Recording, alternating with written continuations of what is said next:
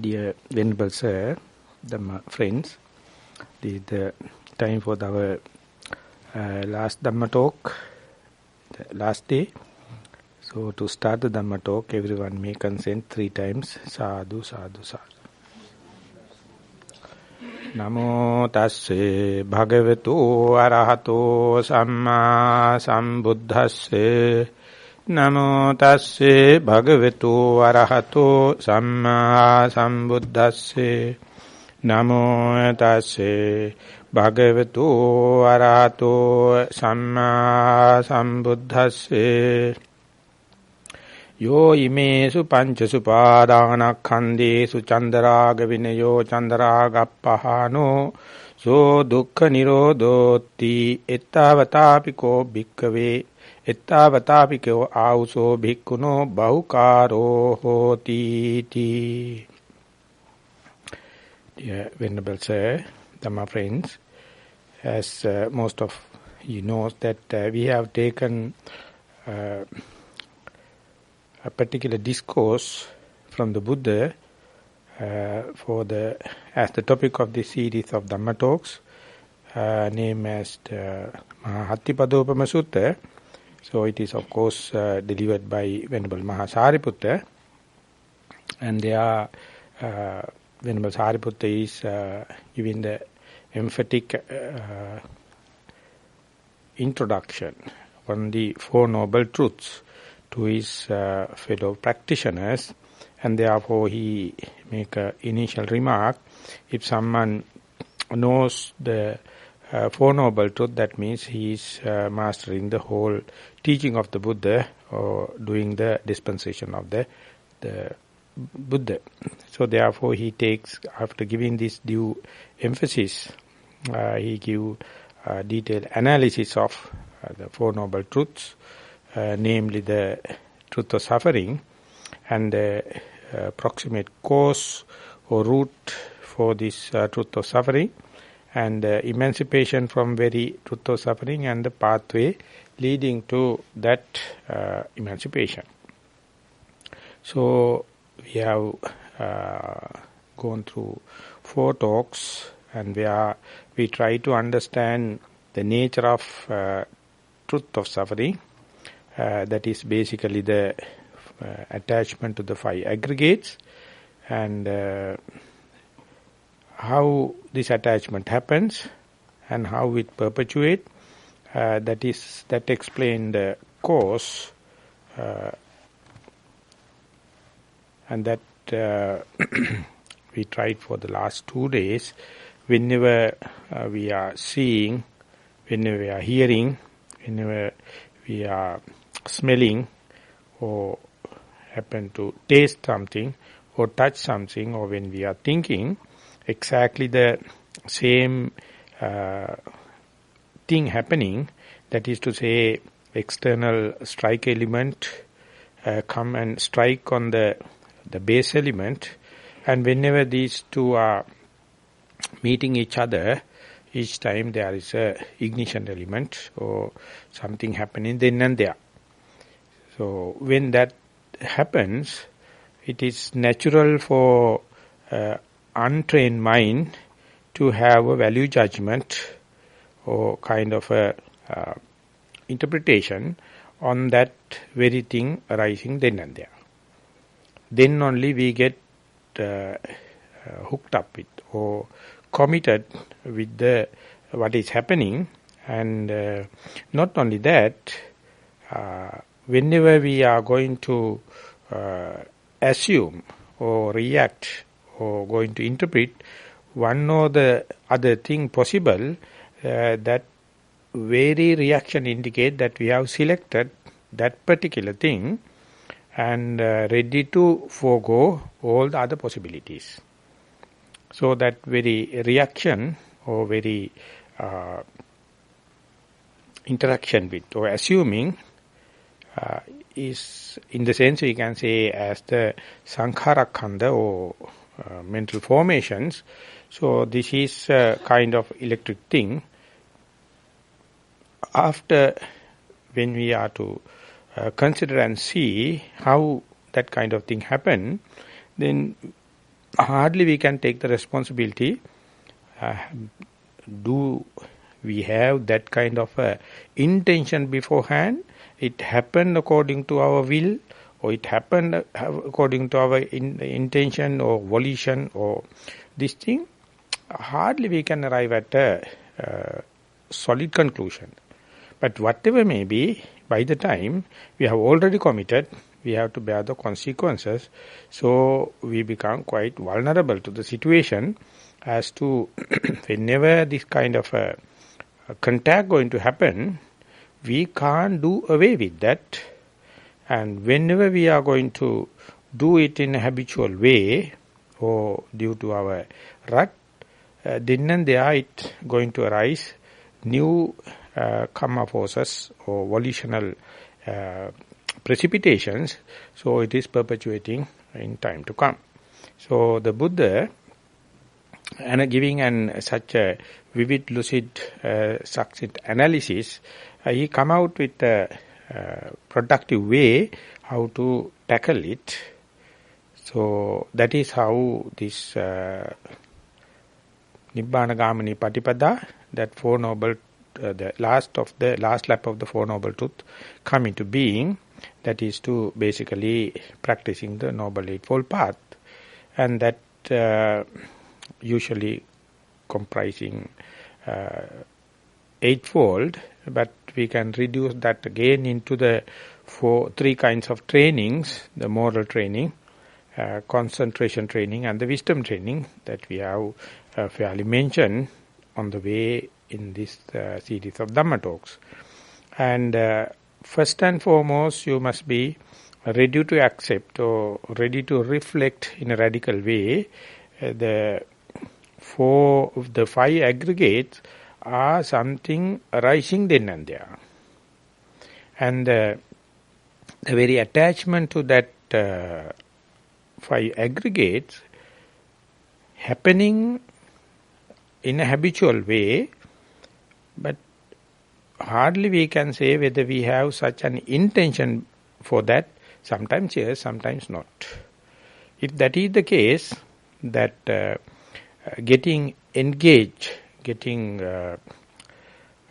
hooked up with or commitment sometimes feel like unfair, because whether you do it with your intention or not, you are bound to bear the consequences. So therefore we have to be very vigilant, very mindful to see and go to the point where, when and where the contact going to happen, we must have our vigilance. We must have our mindfulness or diligence to see what happens. So first and foremost thing is verifying it for yourself, the theoretically what you learn, whether that is the thing happens. So that very observation itself is quite a demanding one. It is not happen due to your wish, not happen due to your teacher's grace, not happen due to mere theory knowledge, not happen due to your wish. So you have to have the theoretical understanding and be on the spot, be on the ball, when and where that contact happen, and there you will come to know, even though it is very hard to believe, this is what happens. And that appear, that fulfill the requirement of diagnosis, and once that you are convinced with that diagnosis, then you get a kind of a relief. That means that arising of the suffering and the root cause for suffering is everything within. Not a single second agent is involved. So that very understanding it is going against the grain, it is very bold, it is demanding, but anyway, it make you omnipotent, omnipresent. You feel like you are the creator God. You are the creator of your God, you are the savior for your suffering, and for people looking forward, people, those who are armed with the moral integration, feel kind of a confidence, self-confidence, and then only he can practice again and again and again so that you can master it, season it to the point where that there may not be any kind of a reaction, any kind of assumption, any kind of volitional involvement. So therefore, take such endeavorance, take such practice itself is quite not normal. Sometimes it is not humankind. Because all the humankind is always to find that suffering is coming from outside. The way out of suffering also with the second agent. Or someone has to do it. We poor human beings only has to bear it up, and therefore inferiority or the ancestral guilt, we hug them, we easily accept them thinking what to do, we have limitations as human beings, we can't do it. So in order to see this, the way Buddha has presented, in order to verify in the micro level and third level, in order to live up to the point where you can be on the ball when and where contact is happening, and to not to get involved, not to react, not to assume, it needs huge amount of courage and huge amount of trial and error, huge amount of knowledge and association, so everything. So therefore, it is natural for many to not to take this challenge. Instead, just be with the given suffering, the given way of attachment and perpetuation of the life and the death. So the Buddha says, if someone to think about the normal life, that means physical and mental, normal, not sick, not with defilements,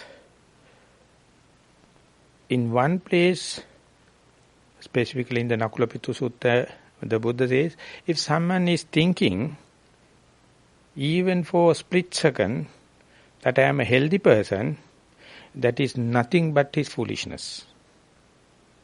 The whole life, there's no single thought moment that we can claim we are healthy.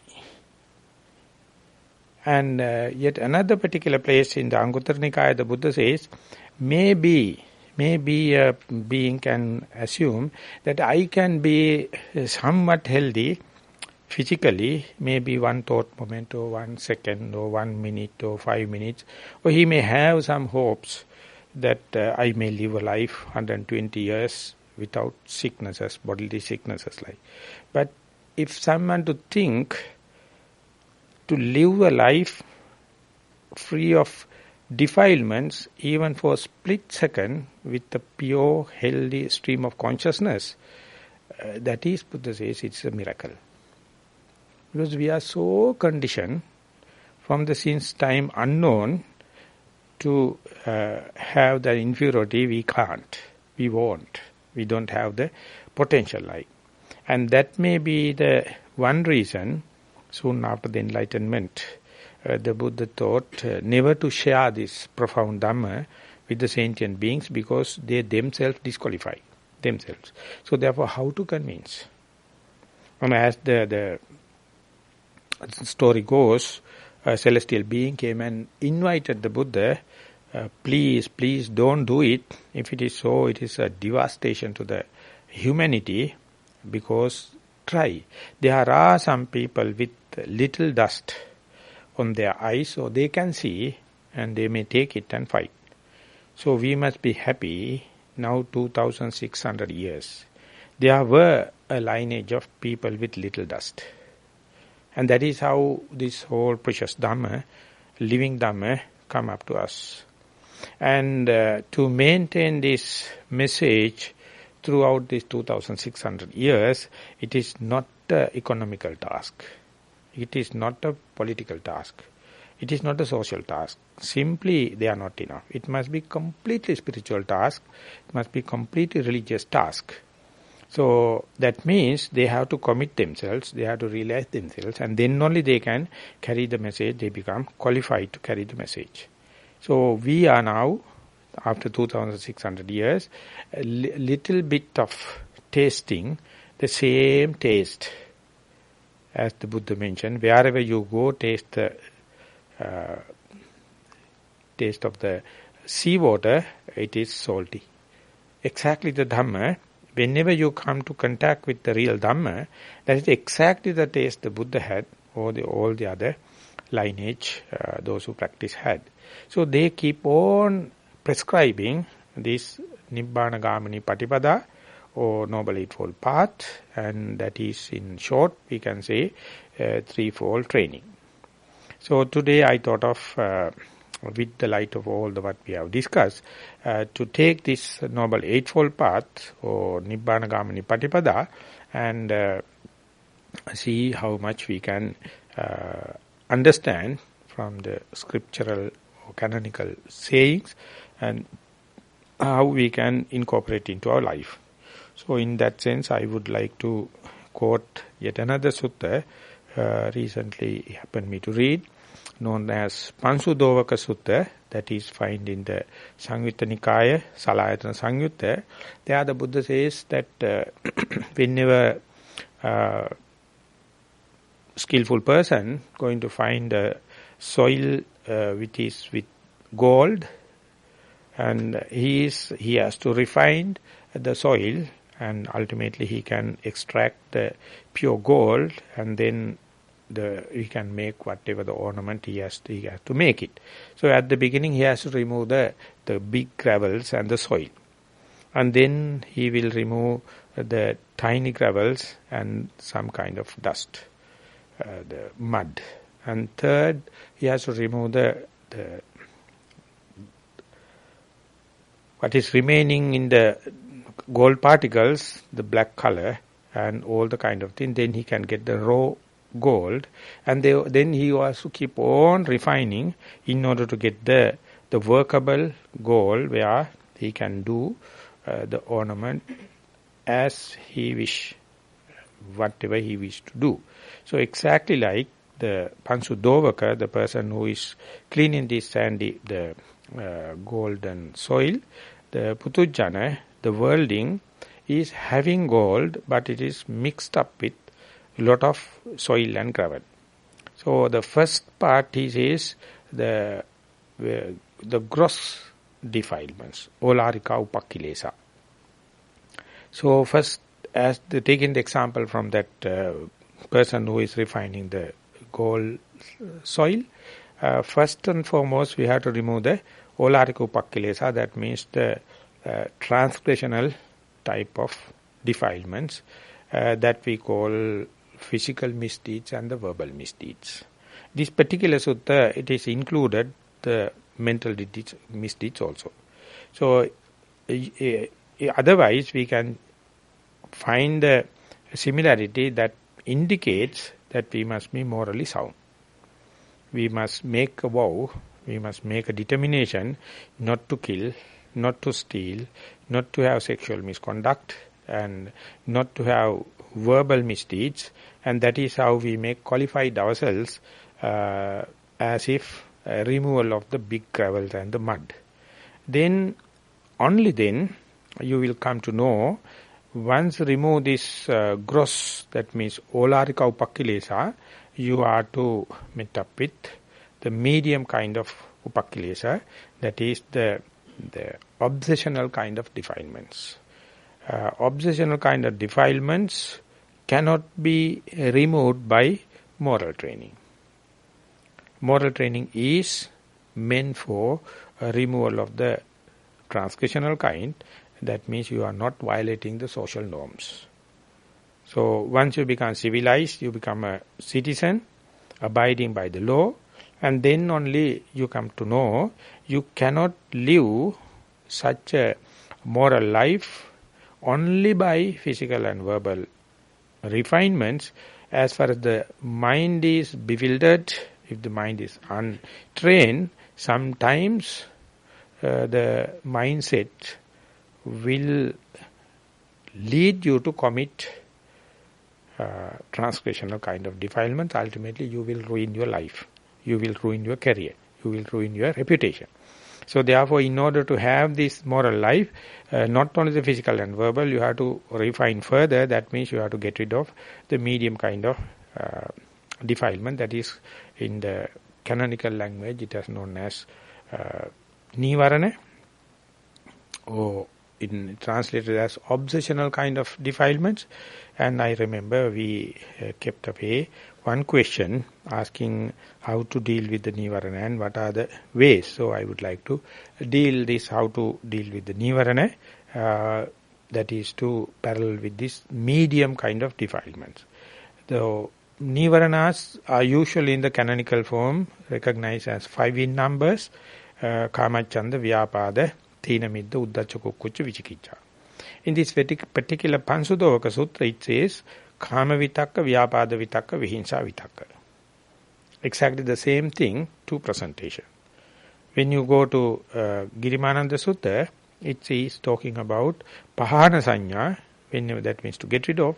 Whenever Pahana Sanya comes, it is dealing with this Kama Vitakka, Vyapada Vitakka, Vihinsa Vitakka. This very Kama Vitakka is the one recognized as Kama Chanda, that means sensuous pleasure. The sensuous pleasure, verily understood in the Western psychology, specifically by the Freud, and he recognized as the sexual desire. The Buddha, in a decent way, he put that into the sensual desire.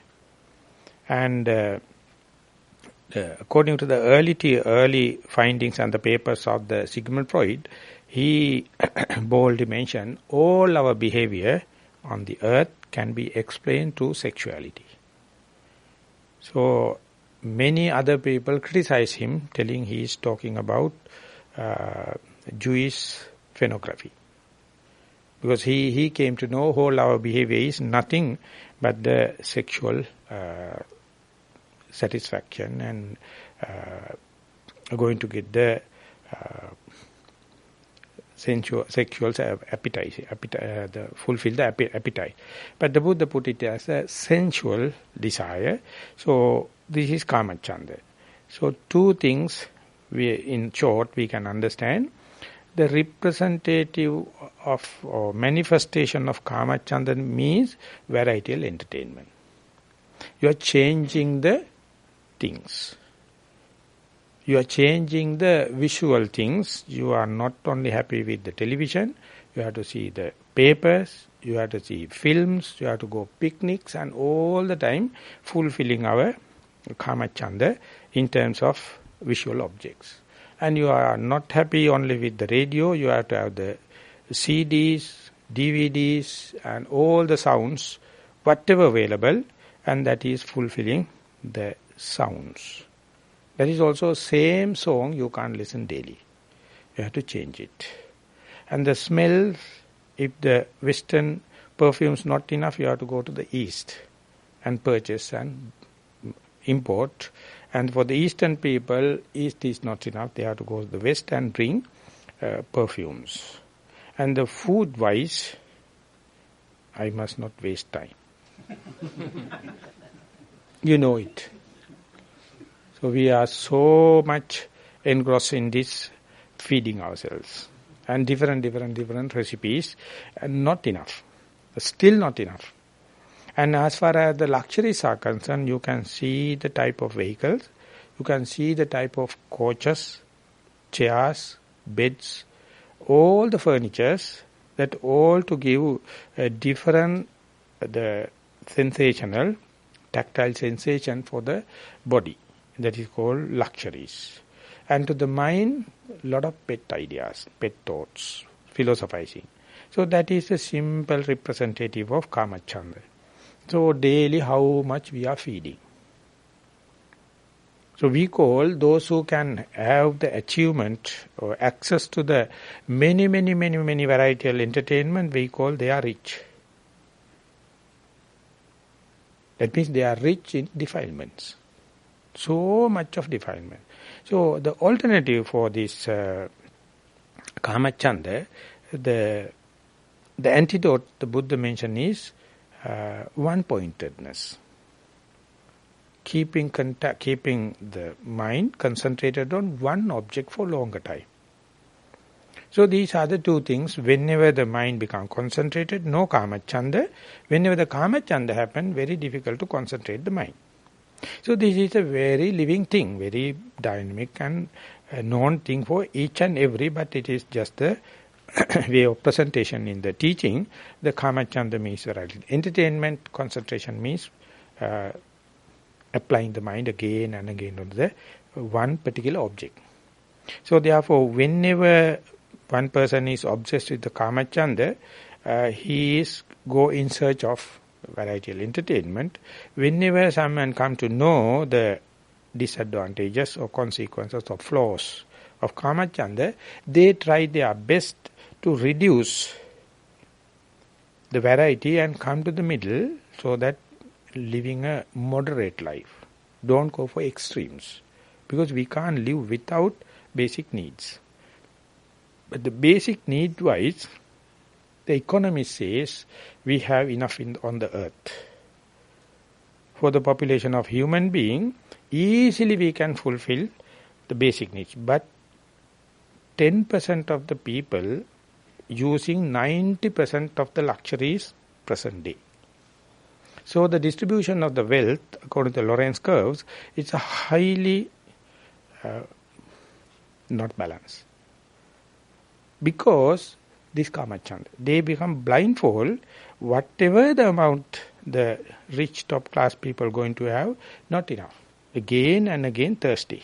They are going for too much of luxury. So 90% of the people have to share just 10% and live with this poor life. So if everyone understand, leave aside the Nibbana, leave aside any Buddhism or anything, just to be with the moderate life, not to go for these luxuries, this earth will be somewhat better. The equal distribution of the wealth. And as far as the grains are concerned, we have enough to feed, but 40% of the grains are using for alcohol and for beer. And then balance is throwing into the sea in order to maintain the price. And we are talking about philanthropy. We are talking about compassion in the governmental level. They are rogues, but they are talking about this. And they are in the newspapers and others, they are very calm and talking about all the white things. But what happens is, it's a completely, it's a unbelievably unjust. And we, at the macro level, we can criticize, but understand each of us is responsible. We have our own share of kamacchanda. As far as we are entertaining our kamacchanda, knowingly or unknowingly, we are contributing to this big mistake. So each of us has to tighten our belts to ask, are we ready to be with the moderate life? That means you are not going to mortificate or the self-mortification. You are not going to do the self-indulgence. So they are the kamacchanda is this is just the secular way. But if you wish to go for spiritual and the religious way, you can restrain further into concentrate on one particular object. So therefore, simply we can say that one thought moment, if you can concentrate on your primary object, maybe on the in-breath and out-breath, or rising and falling, or in walking the left and the right, or in the day-to-day activities, one thought moment of mindfulness is an enormous contribution to the world peace. Enormous contribution to the equality of the wealth to the being. Because you are understanding the gross mistake of kamacchanda and try your best to keep it with one particular object. And understand if you can keep 2 thought moments, 3 thought moments, 4 thought moments, 5 thought moments.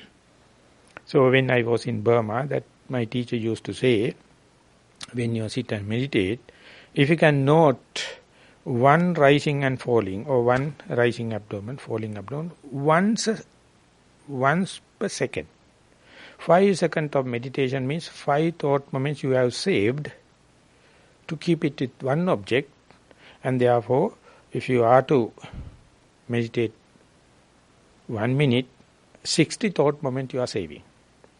5 minutes means 300 thought moments you are saving. Leave aside the other what you have not saved, and that is how you try your best to keep the Kamachanda away, or understand the flows of the Kamachanda and come to the one-pointedness of concentration. So whenever you are to see the continuity of the mindfulness with the in-breath and out-breath, or rising and falling, or left and the right, whatever may be, you imagine that is a kind of a Nibbana, a kind of a Dennandeya Nibbana. It is called Tadanga Nibbudi. You are experiencing at least the possibility, the potential. Don't expect big things. Just try to be with your breath amidst of all the troubles. 1 split second enough. 1 thought moment you want. That is how it gathers the momentum. And the second thing is Vyapada. Vyapada is whenever you are not getting what you wish, the hatred is the other side of the coin. It is exactly the other side of the coin. So much so you have Kamachanda, so much so you have hatred. It appears like a polar apart, but it is associating very closely. So whenever for example, when we are in meditative jargon, when you are keep on practicing, if someone is going to cough, you develop hatred. Because you have a desire for concentration. You have the desire for the primary object. So much so, you expect everyone to be very silent to contribute to you. Even their sickness appear like an enemy for you. So this is how the hatred or the Vyapada is going to work. In the jhanic factor-wise concern, whenever the one point is going to happen, at a time, a gladness and the rapture going to happen. So whenever that happens, there is no hatred. So this is the antidote. So you have to keep on observing, keep on noting, keep on be mindful and vigilant on one particular object, and when it is naturally going to go without your motivation and triggering off, then you feel, now as if you are learning how to balance a bicycle, and you can balance it. And then you are going to gain kind of a happiness. Now you know how to keep the track with the primary object, just like a balancing a bicycle. And there no hatred comes. So when and where the spiritual or religious joy or immaterial joy or gladness going to happen, that is the opposite of Kamachanda. Tina Midda is the slimy mind, and mind become congealed and it not become spreadable. And under such circumstances, when the object become face to face, when the challenges become less and less, no sounds, no distractions, you have a very comfortable cushion, and then you fall asleep. This is the internal enemy. So you are fighting to have all the conducive conditions. Whenever the conducive condition happen, what happens is you fall asleep. And then it is an internal one. For that, in order to get rid of this sloth and torpor, the sleepiness, the antidote is the vitaka, applying thoughts. Again and again you have to note. Even the object of meditation is face to face. If you have the danger at the corner, danger of sleep, you have to keep on noting in breath, out breath, in breath, out breath. Or rising, falling, rising, falling. Even sometimes in the walking meditation it happens, there you have to, the applying thought is the thing to warm it up. It says that if you put a piece of butter in the fridge, it becomes congealed and it was not spreadable. If you wish to make it spreadable, you have to heat it. That very heat in the meditation known as virya, the energy, the way you mobilize your energy is the vitaka. In and out you have to note. Left and the right you have to note. And if you wish to get more and more energy, you have to note one in-breath into 2-3 times. In.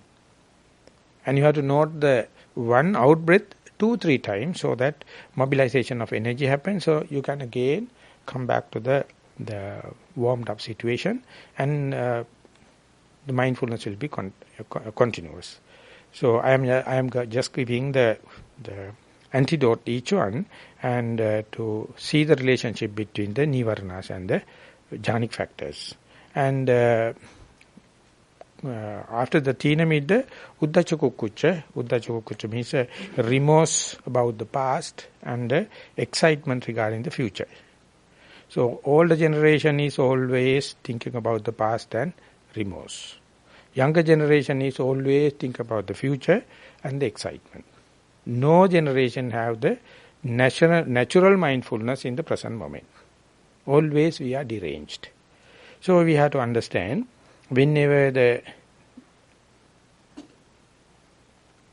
thinking about the past, the remorse is the natural outcome. Whenever you are thinking about the future, excitement is the one. In order to get rid of that, you have to understand the pleasure of meditation. When the meditation keep on going, not only the just mere gladness and the rapture, it leads into the pleasure, so that you are going to feel very subtle in-breath and out-breath. You are sure mind is not distracted by sound, not distracted by a thought, not distracted by the bodily feelings, but breath also very subtle, and there you feel the breath. That is called beautiful breathing. The Buddha says, Santocheva panitocha sukhocha viharocha. Anapanasati samadhi bhikkave Santocheva panitocha sukhocha asechanakocha sukhocha viharocha. You feel that each and every breath is rejuvenating you. Each and every breath is refreshing you. You keep on doing. When such a thing happens, mind never go to the past and the future. There is no remorse, no excitement. So this pleasure is the antidote. The last one is the vichikicha, the bifork mind or doubting. And for that, investigation of the investigating thought, vichara, is the what to wipe it off the doubt. As to whenever mind is with the in-breath and out-breath, or rising and falling for other people, or maybe in the rising, left and the right, you must exactly know my mind is with rising, it is not with falling.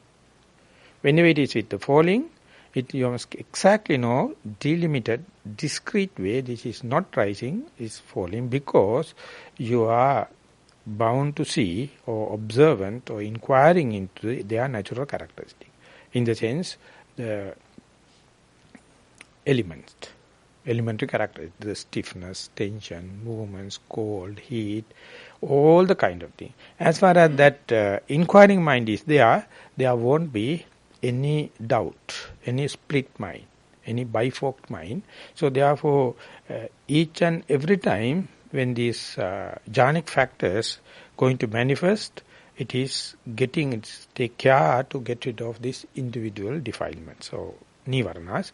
So the very first moment, the jhanic factor become winner and the nivaranas get rid of. That is what we call first access to the first jhana.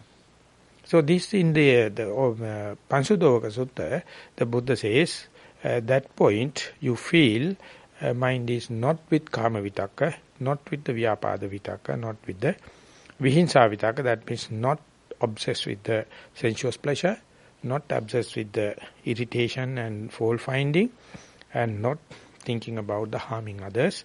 That means the nivaranas are free. So whenever this happens, you are the very first person to come to know. And there you can see, as if you are coming out of the thicket of jungle in the night with the thorns and the serpents and the wild animals, you come to an open air place. Now you can stand and walk. Something like that, all the distractions will be reduced and you feel you are in a space, and even though the in-breath and out-breath is not prominent, as to see this is in-breath and out-breath, you know you are not sleepy. You know you are not dead. You know you are not fainted. You know there is a consistency is there. This is the experience in insight level or vipassana way. First jhana is the experience in the samatha way. Whatever may be, practically it is the same. For the first time you are going to feel the inner space. But that very inner space will become a problem for some people. They feel it is, due to the lack of variety of entertainment, it appears like very boring. No diversification. So it appears like the dull. It appears like you are distant from the other being, so appear like you are lonely. And therefore, internally, in the mind, lot of crafty ideas, lot of perversion thoughts going to happen. So whenever, for the first time if you go there, it will become a very novelty, very good, or sometimes very exciting. Some people are frightening. But the second time, third time, fourth time, once you being promoted to be there, definitely each and everyone, without any exception, will ask then what to do. Because you don't feel a comfort in this relaxation. Because your mind has been so trained to look for varietal entertainment, trained to look for diversification. So whenever there are no defilements, in the sense medium kind, or in the sense nivaranas, you are the very person disturbing it. And it appears like investigation. It appears like good opinion the mind going to give for your improvement. That is the way it happens. But this is the perversion. So therefore, whenever the medium kind upaklesas are removed, there is a very subtle kind of defilements going to arise, and therefore this subtle kind is only possible for successful yogis. Not for the Aryans or those who have already gone, not for the non-practitioners, not for the unsuccessful yogis. So this is a very dynamic area. For the first time, now at the East and West, both are going to open the books and reading nowadays heavily that it has been well recorded, and some people have already experienced it, so they come to know what are these kind of subtle kind of defilements. The Buddha, without any hesitation, he called them defilements. But for the practitioners, they never recognize them as defilements. They recognize it as some kind of a creative thinking. They think it as something productive. They think they have opened a new window and they jumping into that and going to entertain it. That itself going to become a trap. So therefore, unless otherwise you are well reinforced or vaccinated beforehand, you are going to get trapped it. That is why the Buddha says the mere desire as the single factor of a single proximate cause for the suffering is, it has to treat in three ways. Kamatanna, bhavatanna, vibhavatanna. Kamatanna means the sensuous gratification. And then bhavatanna is self-affirmation. Vibhavatanna is the self-denial. So whenever you are successful in this overcoming the sense gratification, the medium kind, the bhavatanna, is going to take upper hand. That bhavatanna appear in a very, very friendly way.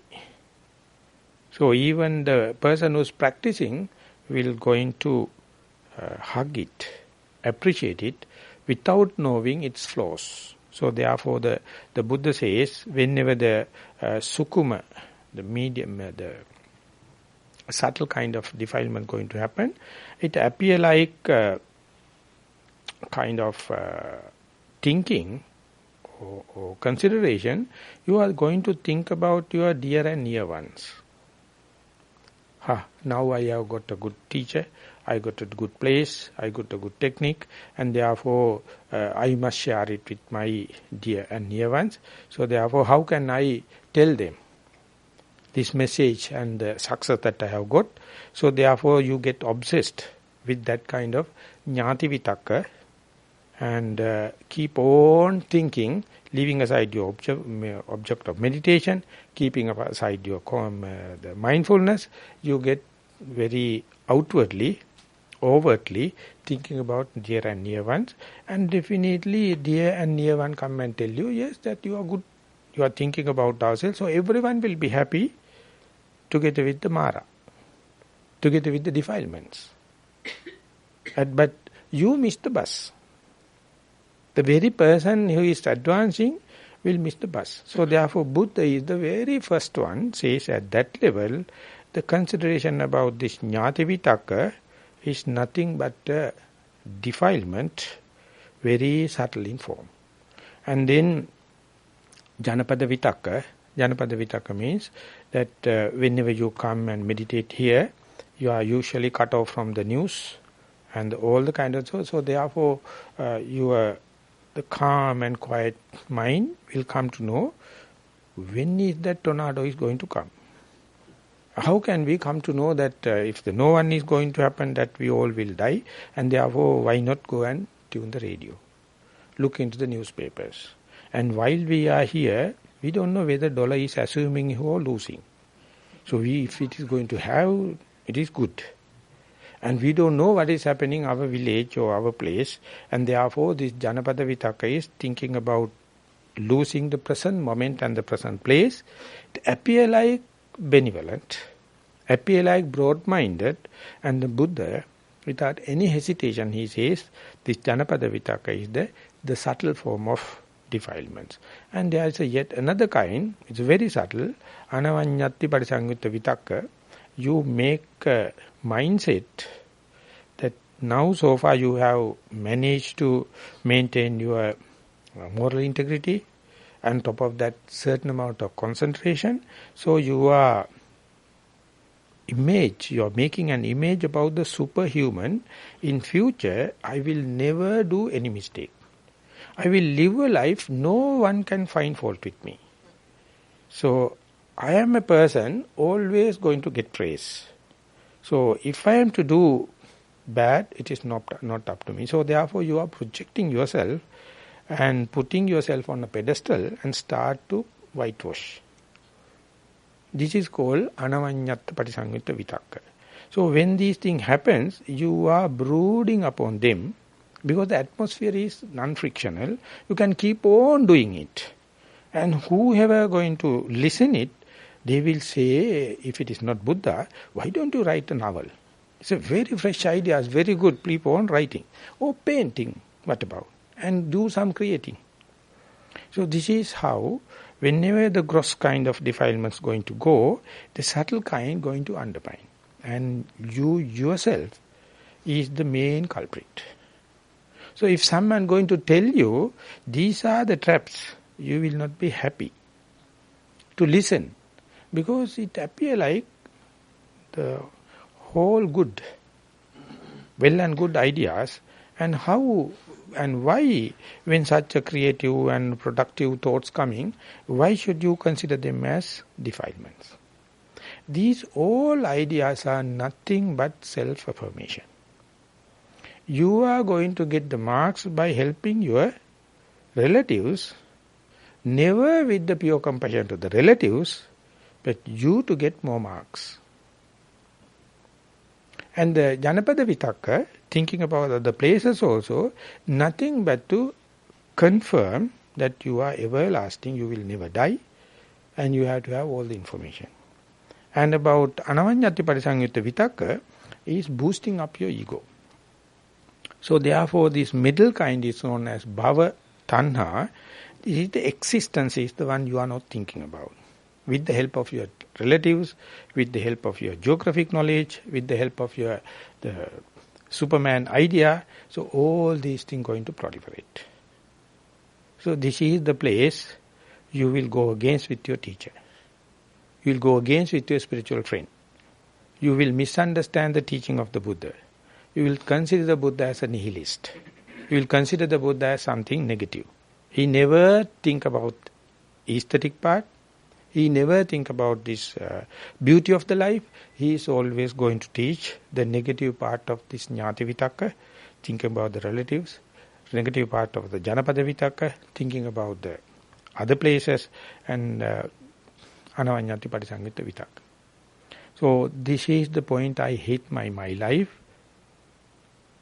Difficult to carry out beyond that as a layperson. I was lucky because my friends at that time, they were really teaching me in the discussions, whenever you are going to get the better chance, don't get adhere to good. Be opportunities. Take the better at the cost of good. But as a lay person, it is very difficult because you are always compromising. Each and every compromising is by split second, you are losing the chance. When and where happen, if you can take it,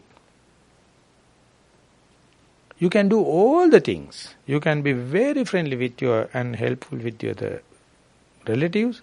You can have the omniscient knowledge about what is happening in the right around you with your sensitivity of your mind, and you can lead a peckless life.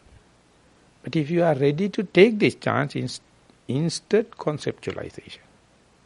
Instead just imbibe in the conceptualization. So this is the very task, difficult to see whether East is better or West is better. Whether the females are better or males are better. Whether the ordained people are better or non-ordained better.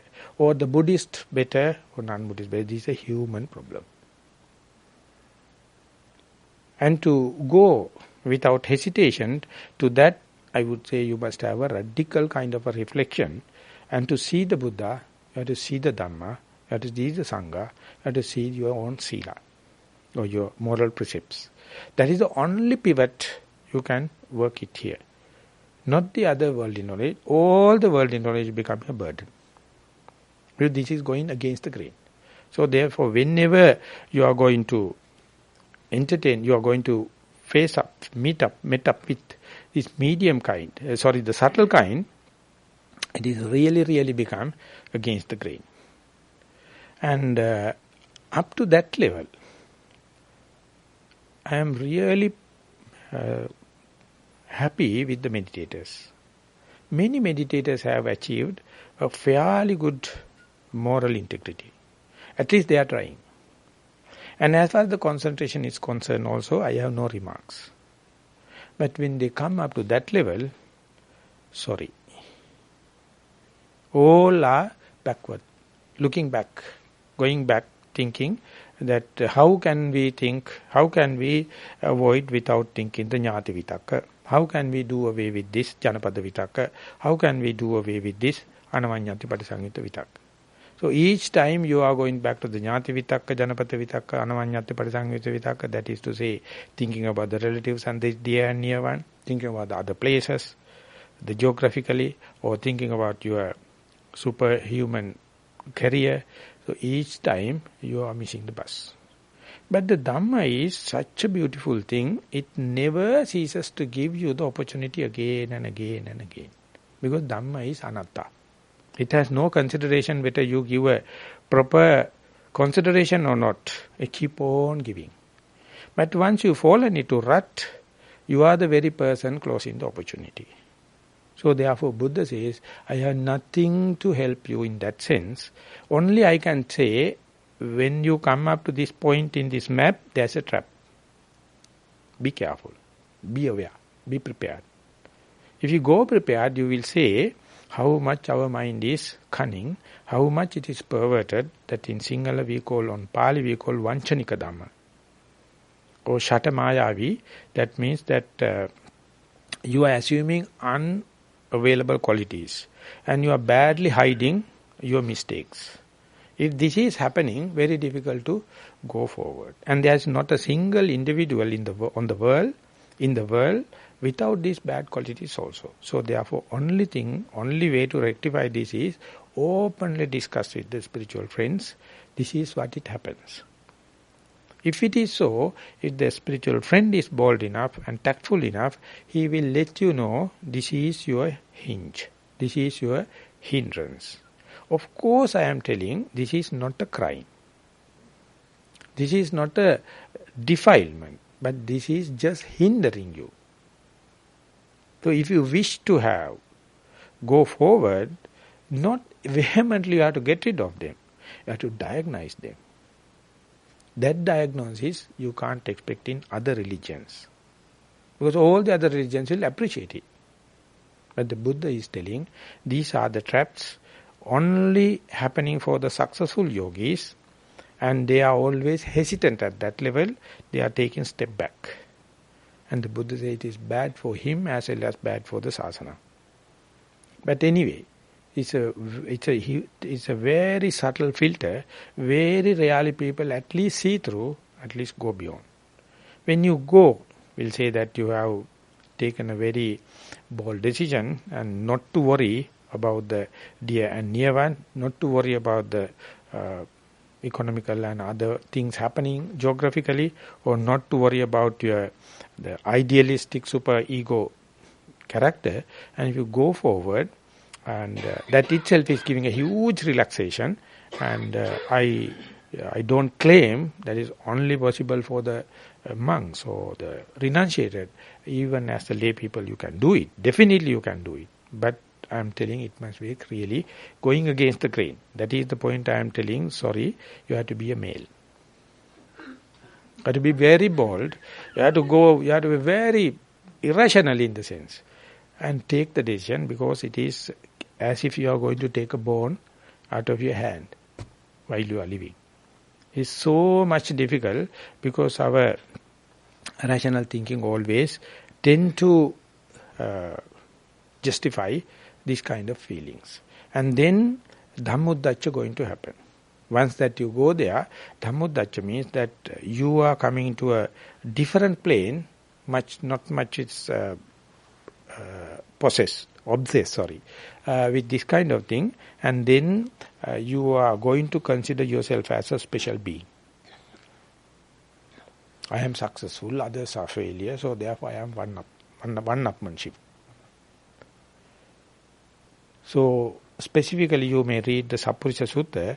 There the Buddha says, even if you have enough money, enough wealth, enough knowledge, enough discipline, enough Dhamma knowledge, enough jhanic experiences, all the kind of thing, whenever you are going to claim that you are the only one successful and other the failure, or I am superior, other failure, he says you are asappurisa. With all your good qualities, you become asappurisa, that means you are not noble. Your very qualities become disqualification. So therefore, when and where you assume, when and where you are to see the good qualities, when the sila become adhisila, that means moral restrainment become more and more refined, and the chitta bhavana become adhichitta bhavana, concentration become more and more refined, and the wisdom become more and more refined. You have to be very humble. You have to understand these things are happening not due to you or ego or anything. It is due to cause and effect relationship. Whenever the causative factors are there, it is happening. It is nothing to call me, nothing to call myself, nothing to call my ego. So whatever the good qualities you are going to say, each time you have to say, netam mama neso hamasvina meso atta. It's not me, not mine, not myself. But assuming it's a magnetic thing. Whenever you are trying and sitting meditation, if you have to see a good light, definitely you will get magnetized. Whenever you are going to see this deep Dhamma or deep relationships or matrix kind of a formula or cause and effect relationship, you consider it as something to be proud. And whenever you are going to see steadfast mindfulness, mind to that itself is a trap. Whenever you are going to have a very good concentration, that itself is a trap. All the qualities that you wanted to develop, now slowly gathering, each and every one you have to disclaim. Netammama neso hamasina meso atta. This is not me, this is not mine, this is not myself. If you are doing it, that it's a steadfast, non-frictional development going. But I am claiming it is difficult. Because we are living in a rational world. We are living with the flesh and blood. So therefore, each and every time, you are bound to claim, I am the person got the first jhana, I am the person got the this and that vipassana jhana, I am the person got this and this knowledge and all the kind of thing. So therefore, each time, now you are not claiming sensuous pleasure. Now you are not claiming any kind of thing, you are claiming about very good pure Dhamma. But even that Dhamma, Dhammuddacca, due to the Dhamma itself, mind become agitated. So this is the crux of the Buddha's teaching.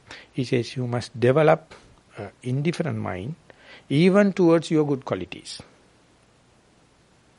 Even when you go up to the Bojjhanga level, that means Sati Sambojjhanga, Dhammavicaya Sambojjhanga, Virya Sambojjhanga, each and everything you have to develop. Viveka Nissitang, Viraga Nissitang, Nirodha Nissitang, Patinissagganupassī. Don't get excited thinking that I have a very good sati. Don't try to overindulge that you have Dhammavicaya Sambojjhanga, the inquiring mind. Don't go into say that I have a everlasting energy to keep up meditation. Don't go into indulge that I have a rapture, or pleasure, or concentration, or even the equanimity. So this is how you train yourself to not to shaken by the vicissitudes of the life. And here you have to deal with the good qualities. Much you desired, much you strive for. They are bound to come.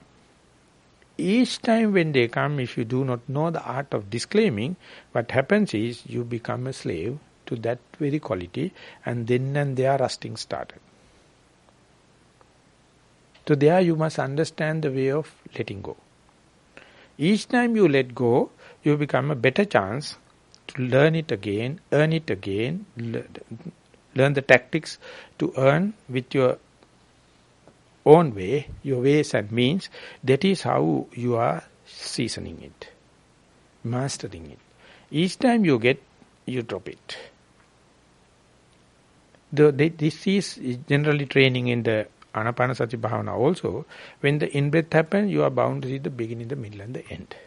When the out-breath happens, you are bound to see the beginning, the middle and the end. When the sexual feeling happens, you are bound to see the beginning, the middle and the end. When the hatred happens, you are bound to see the beginning, the middle and the end. Ultimately, whenever you are going to have the first jhana experience, you are just see the beginning, the middle and the end.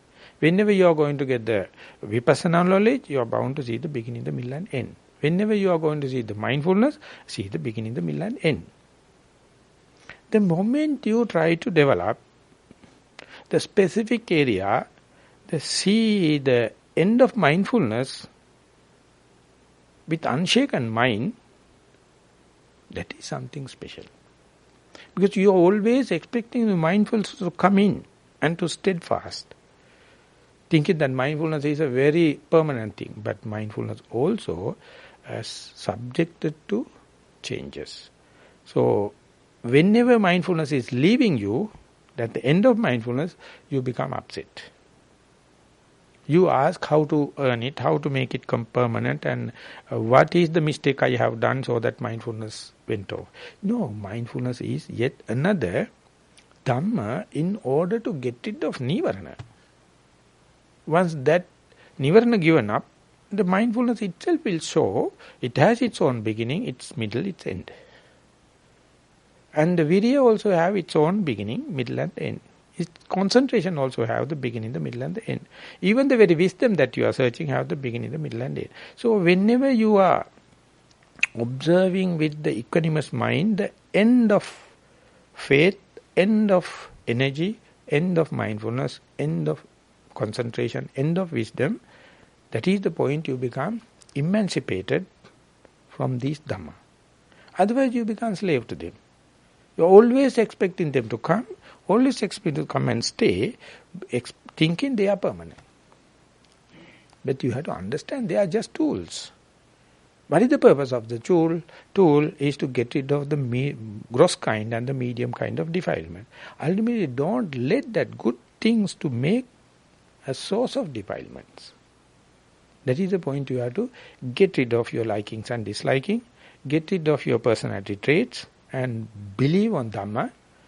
Whenever the causative factors are there, they are bound to come.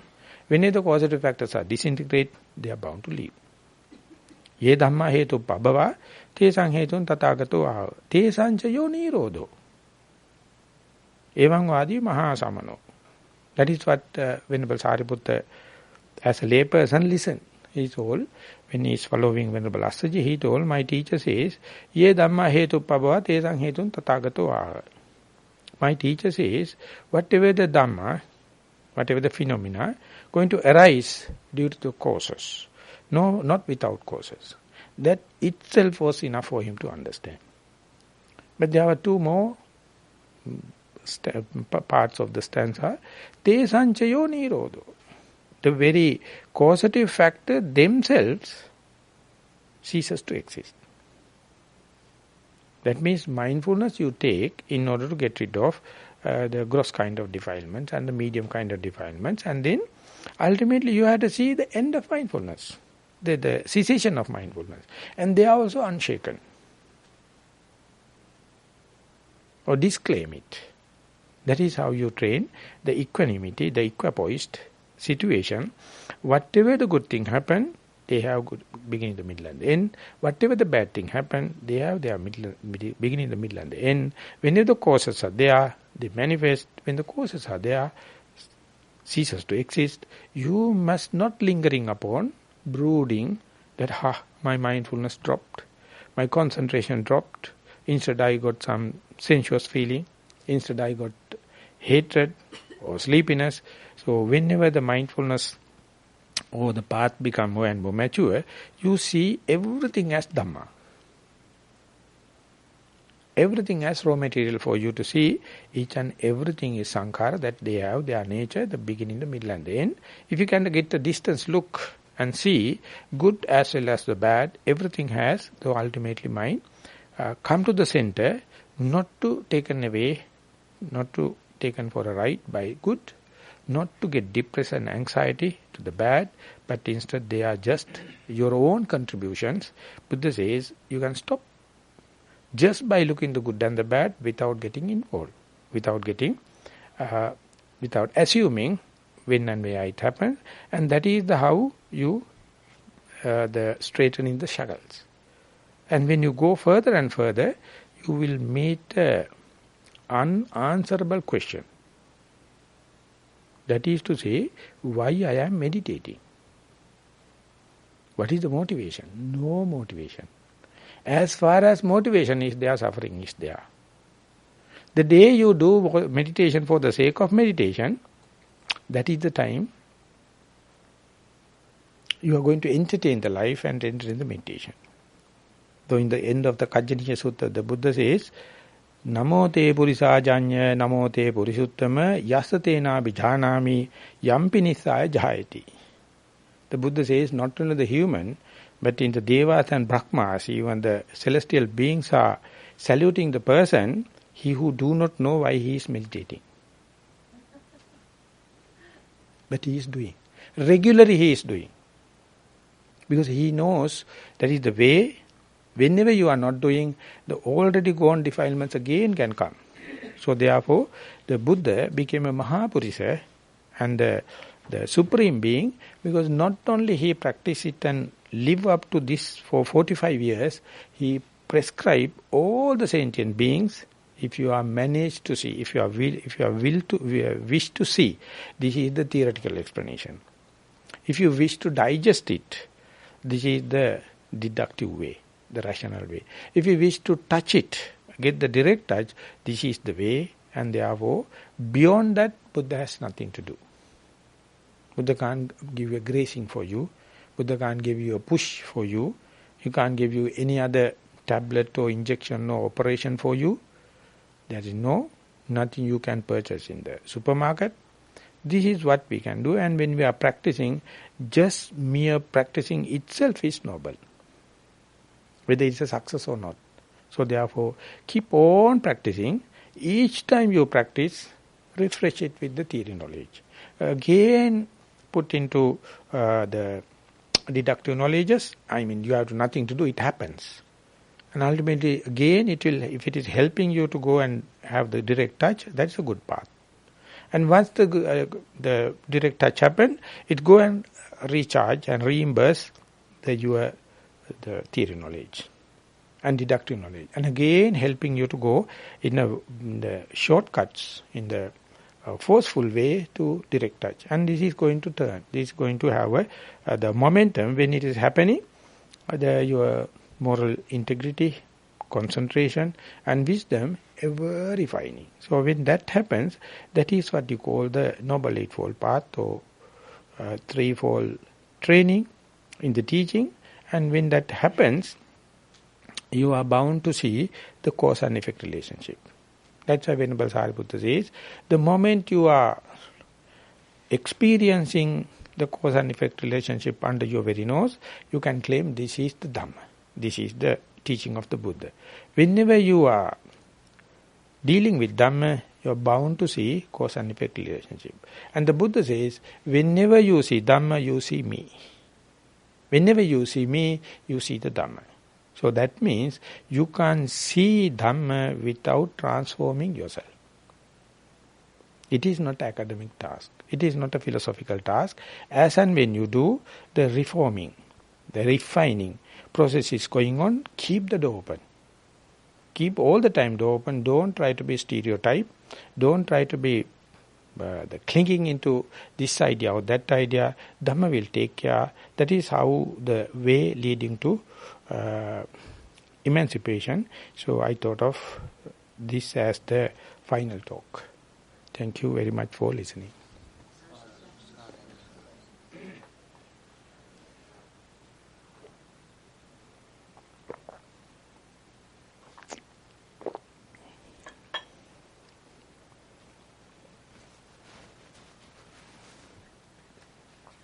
Some questions?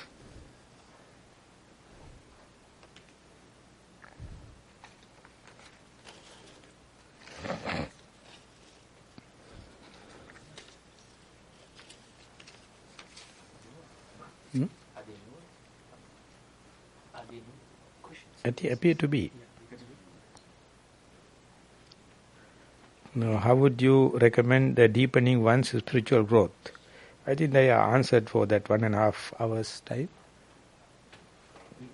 If you have to listen again and again, this is the main theme. How you can deepen your one's spiritual growth. Keep on practice. Keep on mindful. As far as you are mindful, you are, whether you like it or not, you are deepening. Can you please describe in more detail the 4th stage in the walking meditation when the focus on the intention to lift, intention to move, intention to drop.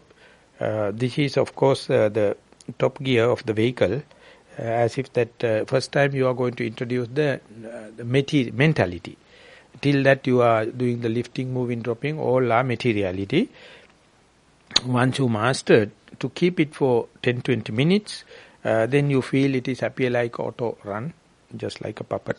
Things are happening, and mostly you can understand discreetly what is the difference between lifting from the moving and moving from the dropping.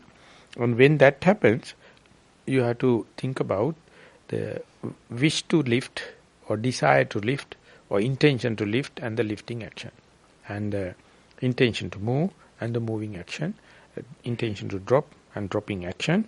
Something like that this house is wired and electricity comes to the main switch, and there are different switches are there.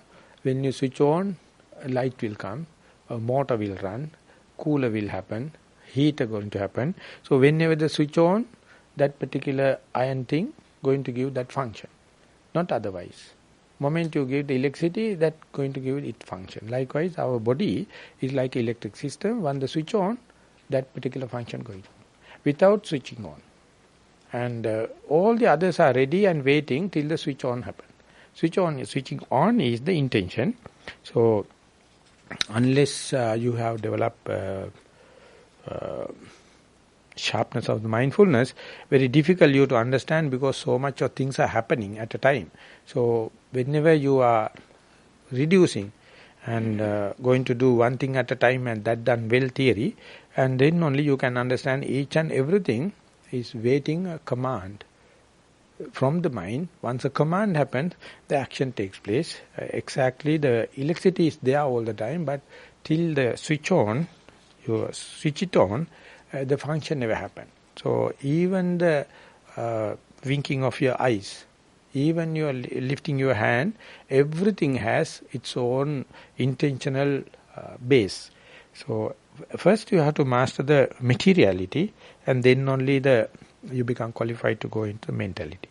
So it is breathing exercise. The intention you can see when the breath ceases to exist. If our mind is not going to accept it, there's a kind of unsatisfactoriness, kinds of urge to do breathing. The mind is telling, do something, do force breathing or something like that. So that is how the intention becomes very prominent, because the physicality has been subtle, and still the mind is not happy. It is developing kind of intention, try to open your eyes or go force breathing or get up and go. And this is the way you can see the intention become very naughty, which has become very unruly. And in the walking also, on the way if you stop it, and you can see how the intentions are going to work, either to take the next foot or to look outside or hear sounds and all the kind of thing. So walking meditation is a very good starting point to see this intention. This is a whole question, morning question.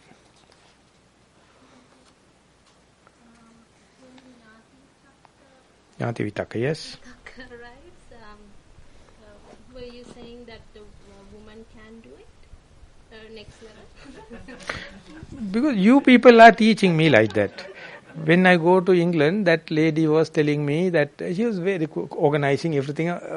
She says, Bante, the normal people have 11 sangyojanas, 10 sangyojanas, the shackles, female have 11. Then I said, what? Attachment to the children. They take it as a special burden. They say, we are the people so attached, and they are very happy to say, the normal people have 10 shackles, we have 11 shackles. That is attachment to the children. So this is the way they are. I mean that in a Sri Lankan way, it says, in the forest you have the trees and the vines.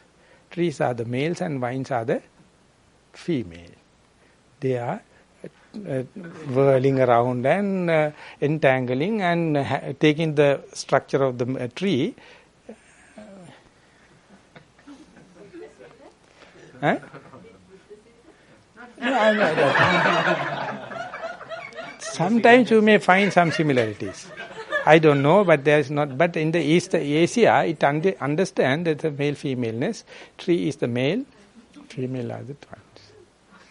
So I mean, they themselves make very vulnerable. They are very happy to say we are worried. We are very happy to say we are very sensitive. I mean, everyone is sensitive.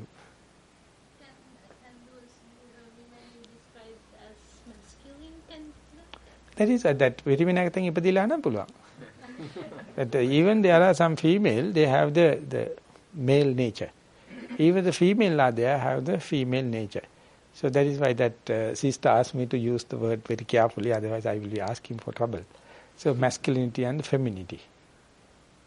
Masculinity it's a boldness. Don't care that maybe that your mind itself is hurting, but anyway it has to do. You are doing what to do. So there you must have that. That is what in Sri Lanka, in Kandyan kingdom, that the king decided to kill the one family completely because they became traitors. Madhumbanda and the Hatthipadopama family, and 2 young boys and very young baby, and the mother has to kill the baby first, and then the butcher has to kill the 2 young boys in front of the mother. So first he catch the elderly boy, and he was so shy and frightened and kind of going behind the mother telling, oh dear mother, secure me and all the kind of thing. But then the younger brother look at it and says that, Ayya, that brother, this is not done for our family. That we are going to die, I'll show you how to die. And he asked the killer, how do you call the killer, the butcher? Vadakya? Executor. That I am going to keep my the neck on the trunk, and I will remember the virtues of the Buddha. End of my remembrance, you chop at one time, at once. So he went there and recited this thing and chopped. And then he took the elder brother also killed. But the younger brother became the national hero. And the second brother also killed, but he is no more a hero. Well, he was shy. But if it is going to happen, what is this emotion? I mean, it is natural, the emotion to happen. So there you must be a Madhyama Banda rather than Loku Banda. So in meditation, often it happens. Each day you will get this kind of a chances 10 times. Are we to take this? It is very risky, very refined, very subtle. This is very gross and familiar. So usually we don't go for the subtle thing, more refined thing. Instead we go the familiar, gross thing. So then ultimately don't blame the government. Don't blame the sky. Don't blame anything for your spiritual development. You are the very person, when the choice given, you don't take the better one. So therefore, Jnati Vitakka, Janapada Vitakka is a kind of a very controversial thing. Venerable Jnanaram also, when he is writing, I think this is very well explained in Mahayana Buddhism, in Sanskrit. These things are known as papancha, mental proliferation, and it is not talking about not to do it. It is just philosophizing is not necessary. You can do away with that, whatever you do separately, but this is just, you get obsessed with just thinking, and you think it is a great thing. Of course, doing is completely different. So therefore, at the moment, meditation, first is first. Wipe it off. And then go forward. And when you're doing only, you will understand you have to assimilate your own middle path. These are early morning questions.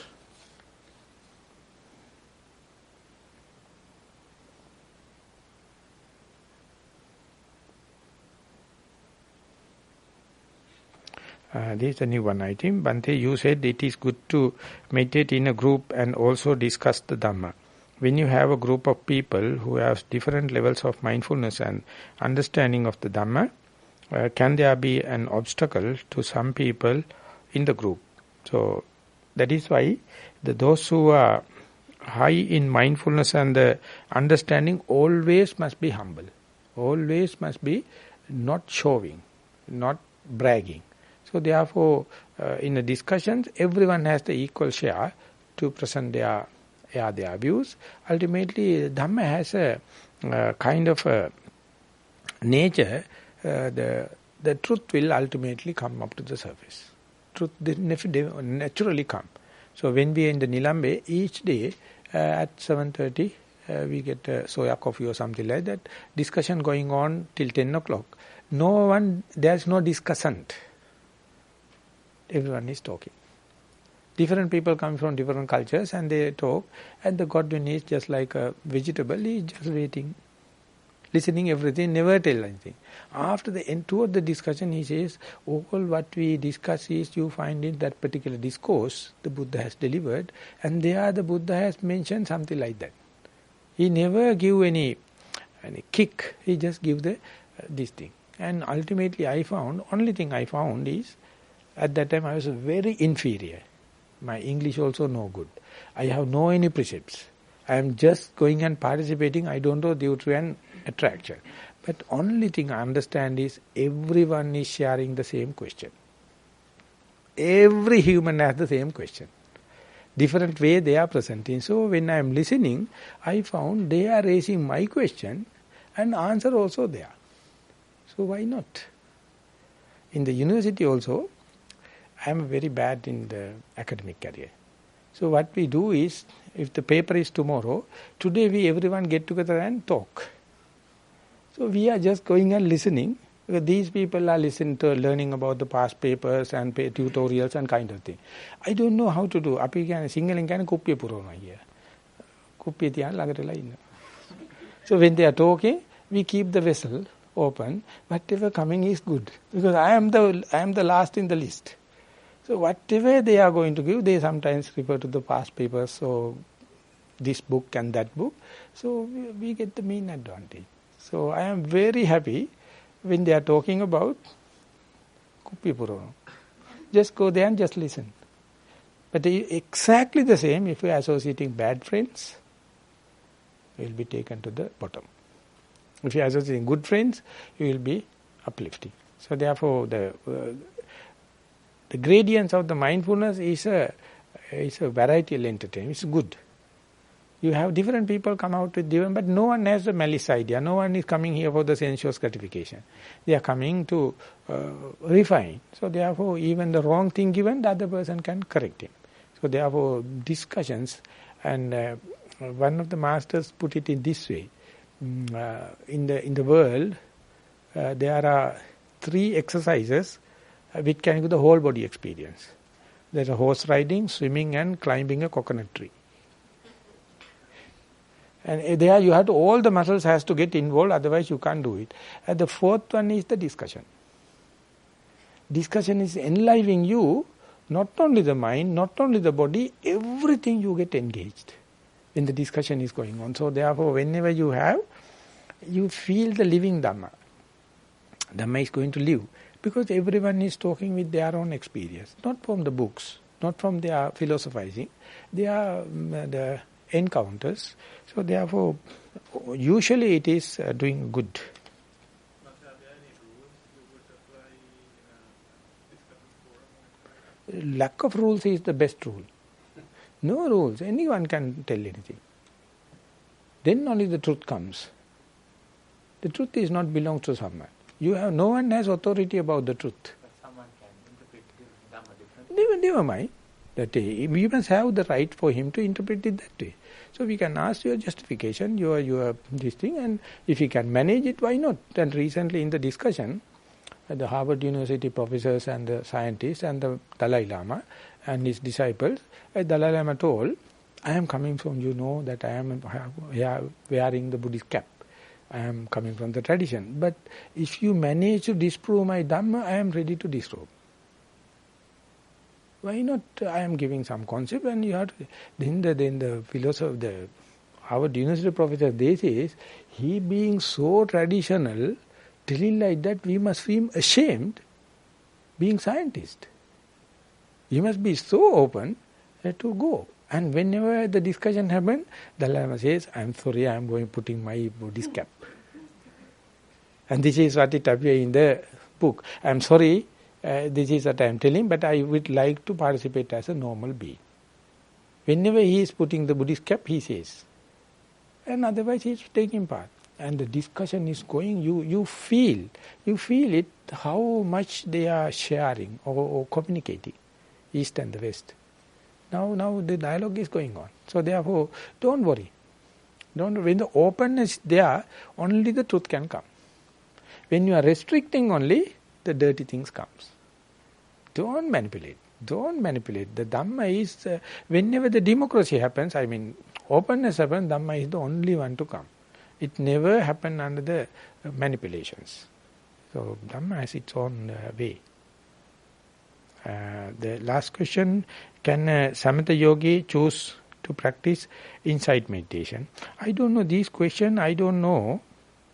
It is asking you go to the junction and there are some Chinese hotels, Japanese hotels, and you are asking to go to the Japanese hotel and asking, can I have Chinese plate? You are the very person going to the Japanese hotel and asking, can you have a Chinese plate? I don't know what they are talking about, the Samatha yogi and Vipassana yogi. Who the hell going to put a label? You are the very person assuming I am Samatha yogi and ask, can I have Vipassana little? This is the mere misunderstanding of the theory.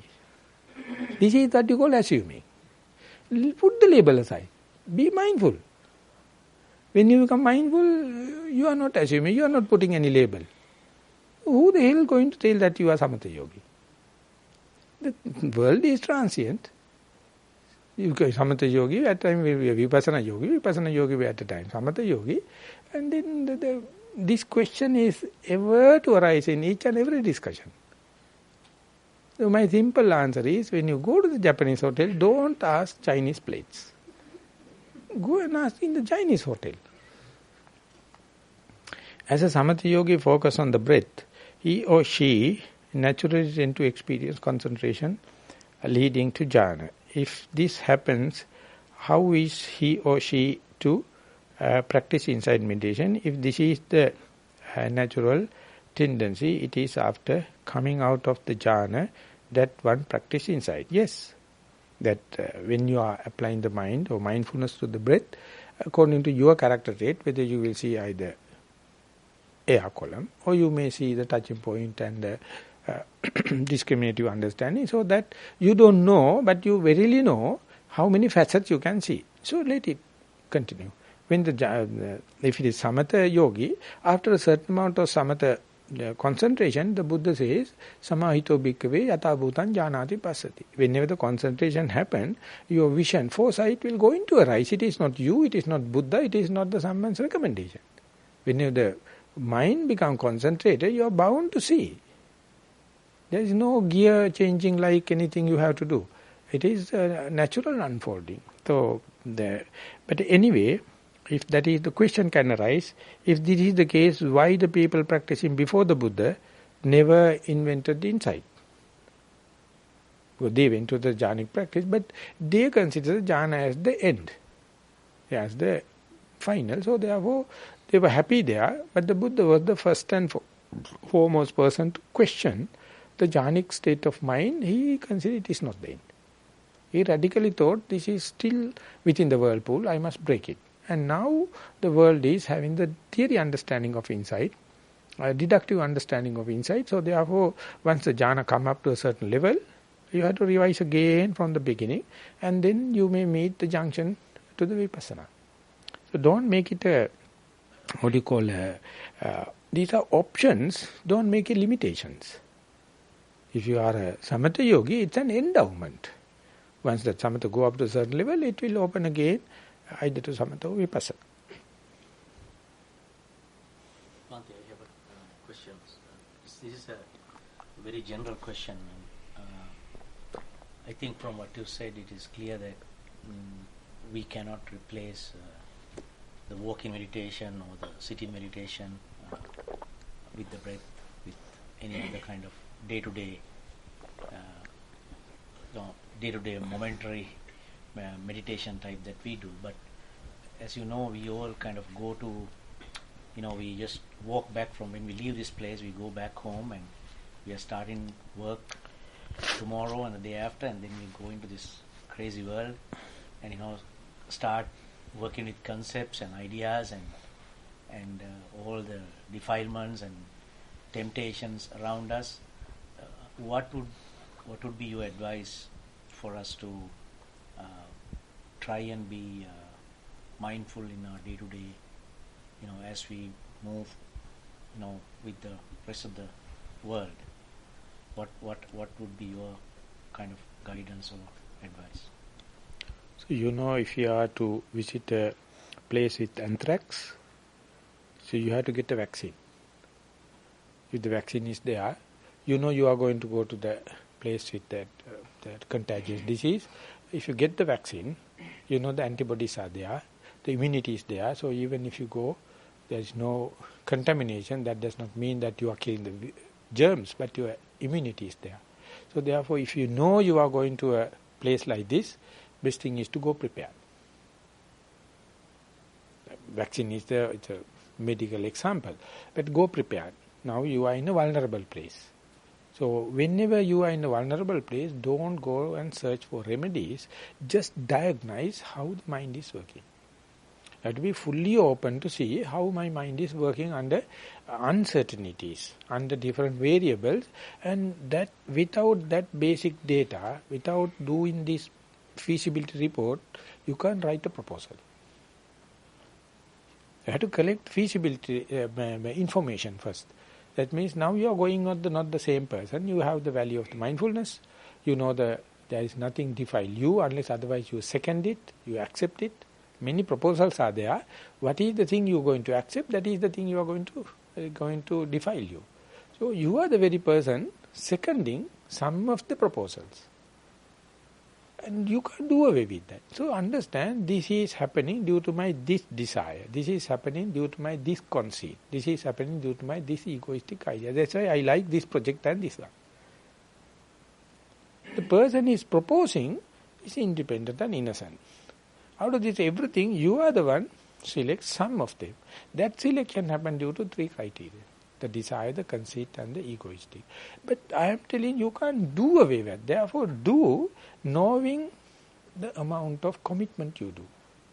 In Sinhala, we call madakota kanakoda kapan kiralai කියලා තියෙනවා. රාතල් ගන්න දන්නවනේ.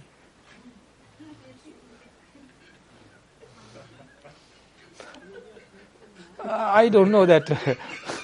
So when you are eating mud or muck, at least know how many kilos. Definitely you are eating. You can't do away with it. If you know the amount of kilos, then that you are better off. So when you go there, you will understand this. In this world, there is no pure life. Never, no one has a pure life. They're always corrupted. But main thing is to do little corruption. Little mistakes. First do no harm. But anyway, mind you, you can't do away with mistakes. And that is the idealistic superhuman idea. Never possible in this life. Everyone has to commit. But commit minimum. That must be your aim. Don't try to be a smart and do good things. That's a dream. Not to do bad things is your team. It is very profound. It's very profound. We are very happy to say, I have done this good thing and that good thing, push the poster here and put this thing, all the kind of thing, just bragging. But main thing is not to commit bad thing or sabbapavasa karna. That's the Socrates, the father of medicine, he has mentioned, first do no harm. That is the first and foremost for the doctors. First do no harm. So make a commitment. Even the harmful going to happen, am I doing it willfully, intentionally?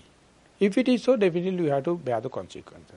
If it is not doing willfully, if it is happening, main thing is not to worry. You have to make up your mind that I am morally responsible. It is happening, he is being hurt, but I have no any intention to do it. But it happening, so later you can tell him that I am sorry that I have no intention happen, but if you are hurt, please forgive me. But don't worry about that, because tomorrow also you have to do it. It is not your intention. When you are living and when we are walking, a lot of ants and the earthworms are going to damage. So how can we live in the same place all the whole life? We are survival of the fittest. The argument is theory. We are eating someone's plate.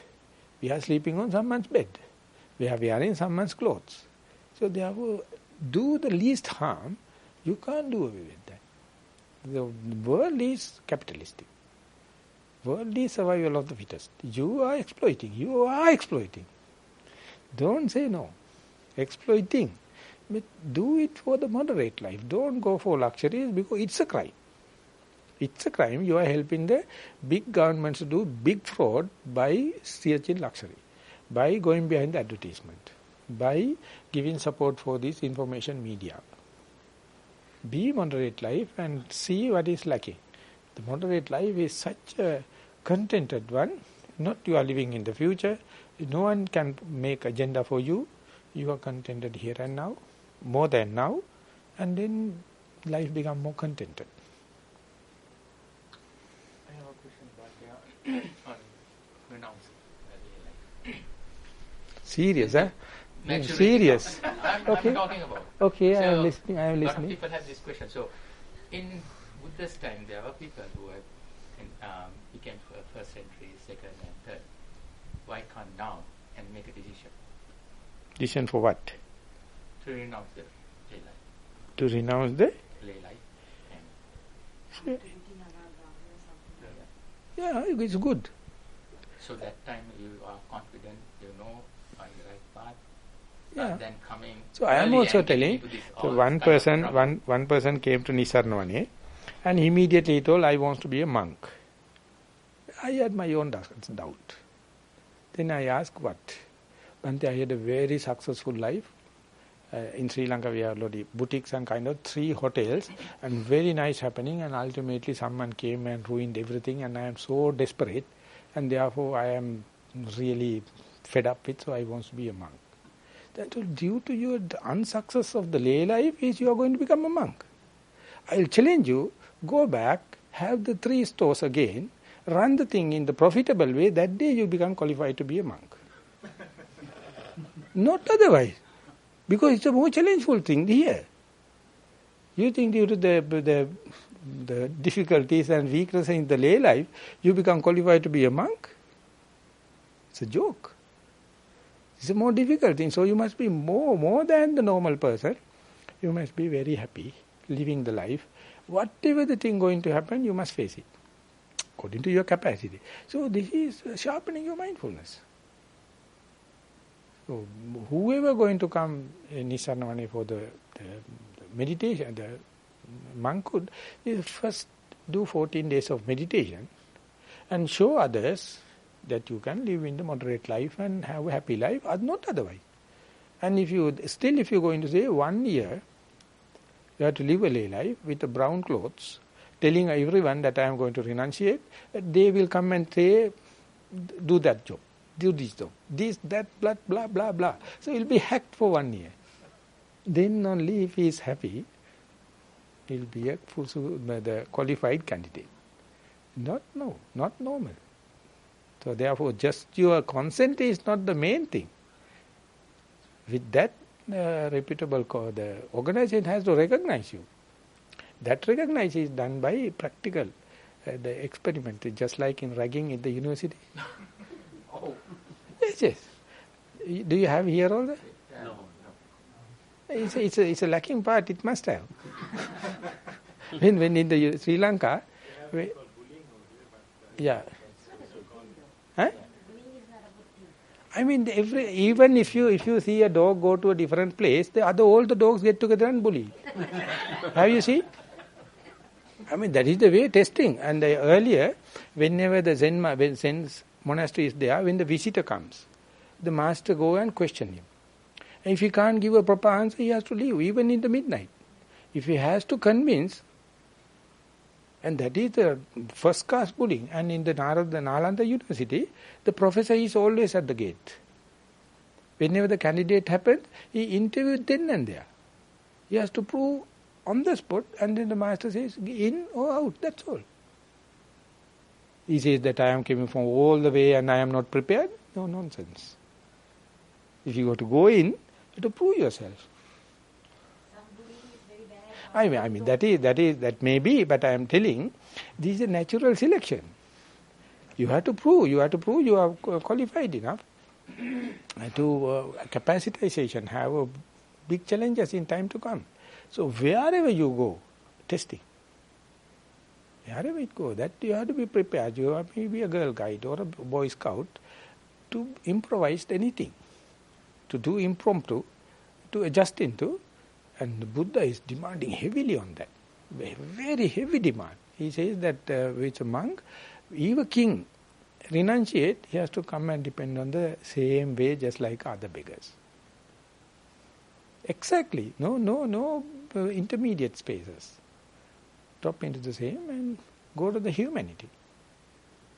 So you can say it as a bullying or whatever maybe.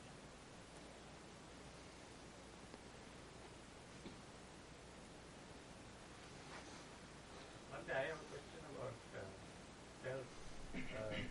You said that most of our children, when they grow up, they kind of learn a lot of things from their surroundings, like through culture and education and things like that. I'm wondering from where the concept of self comes in. I have heard that this is hypothetically, of course, if someone kind of grows up isolated without any human contact, they will kind of develop a concept of self too, kind of on their own. And kind of curious to find out where you think the concept of self is. Still, it's a very big open question for the research and kind of thing. But if someone to keep away from the civilization, it's a crime. You can't do that experiment, according to the civil law. There's the experiment they have done, that we see that a visual object come and impinge and create the sensual pleasure, and it is creating so much of kilesas kind of thing. But anyway, some person has done a research, the dogs and the cats, when they are open eyes, after 7 days. And then only the eye muscles become settled and focusing, everything happen. So they have kept the cats, even after opening eyes, 3 days complete darkness. Their brain development hindered by 40%. Because they must have at that time that sensation, then only the muscle focusing and the decoding of the sensation and going and recording happens. So if at that time, if the light is not given, darkness, their brain development is so damaged. So therefore, the Buddha says, self-mortification is not one way. Self-indulgence is not one way. Going in the moderate way. Completely cut off from the society is mortification. And completely be social and completely imbibe with the new culture, yet another way. So he or she has to understand the middle path. So it is, the Pandita side when he says, it is like a, stool with 3 legs. The parents, the teachers, and his own moral integrity. But if one of these is finished, double. The teachers have 30%, parents have 30%, and he himself has the fate, that his own background and all the kind of thing. The people with the rights or the rickets, not the rickets, that the diseases, mental disabilities, whatever the teachers and parents going to do, they are disabled people. So therefore, it's really a coincidence. The parents wish to have the best, but only by wish it won't do. You have to be, your parents must be running a very good role model. And that is very crucial. Then only teacher can help you. But if the parents are not, just only expect, but they are not going to show good examples at home, then children lose the confidence. So therefore, that more responsibility falling upon the parents than children. And when you are really asked, in Canberra, they wanted to have the young children brought up in Canberra to have a discussion on the mindfulness. Then I told, if the children's asking, I will teach you. If the parents are asking, I am denying. It's a mistake, because you are going to pour many things into their bucket. I am not. So then says that we have open discussion.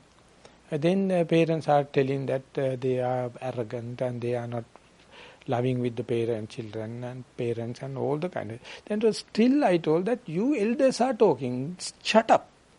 Let the children to talk. They are not talking. Then I told that the children, would you mind someone to tell? Then one girl, of course she is at the 17 and 18 age, and his father was a very radical person, and he never come to the temple. That day he came, and that girl also came. She told Bhante to tell you, at our peer group, we are the only people concerned about the morality. And we try our best to cope up with our Sinhalese culture. But anyway, we have to do with the peer group. And therefore, we are in such a struggling. But parents will never appreciate.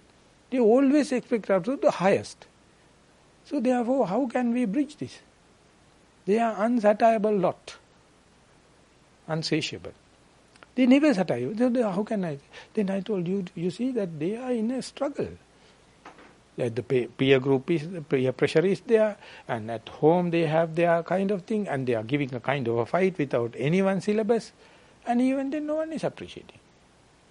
So then the parents, they came to know that we have to understand their faith and to help promote rather than critical. So therefore this cultural shock, those who are brought up in the new area, with the new language and new culture and kind of thing, it's a hell of a shock. And even without the cultural shock, you can see for the last 20 years, any nation, without a cultural shock, how much changes are happening. You see, you just ask in Japan itself, how much erosion of the moral values. And if you go to Italy, hopeless. There's no moral values. So it's a kind of a, how do you call, a character in the present age. So we have to, don't put everything into the children rather than helping them. And they are they will select the most dangerous options if there is no appreciation happened. So therefore ultimately they are self-destructive or destructive to the parents or the teachers. Therefore we have to consider them as teachers. They are much uncorrupted than the elders. I have a question on morality.